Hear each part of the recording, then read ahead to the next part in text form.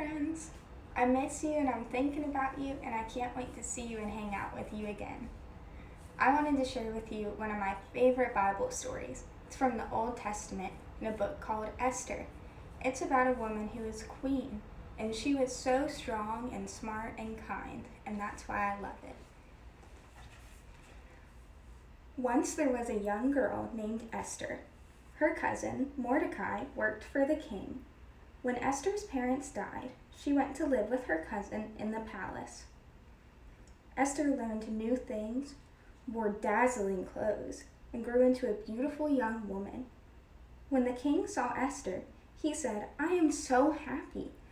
I want you to wear this crown and be my queen." Now Esther and Mordecai were Jews, and many people did not like Mordecai or the Jewish people.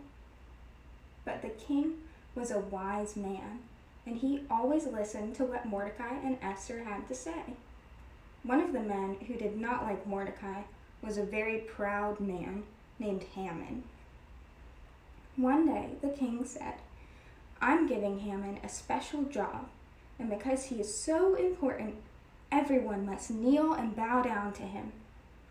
This made Haman happy, because he thought a lot about himself. But Mordecai knew that God was the only one he should bow down to. When Haman saw that Mordecai wouldn't bow down to him, he was so mad. And when he learned that Mordecai was a Jew, he was even madder. "This isn't right," Haman said. "I am going to punish Mordecai and all of the Jewish people." Haman saw that the king loved Esther and that he listened to Mordecai, and this also made him angry. Haman knew that they were Jews, so he planned for all the Jews to be killed. But Esther was smarter than Haman. "I have found out something important," Esther told the king while they were eating at a banquet.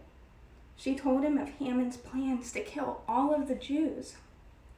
When Esther told the king that Mordecai was her cousin and that they were both Jews, the king wasn't mad at her. Because the king loved Esther so much, he gave Mordecai the job that Haman had before. "Here is my ring for you to wear," the king said to Mordecai. "Write a message to all the Jews in my name and seal the letter with my ring."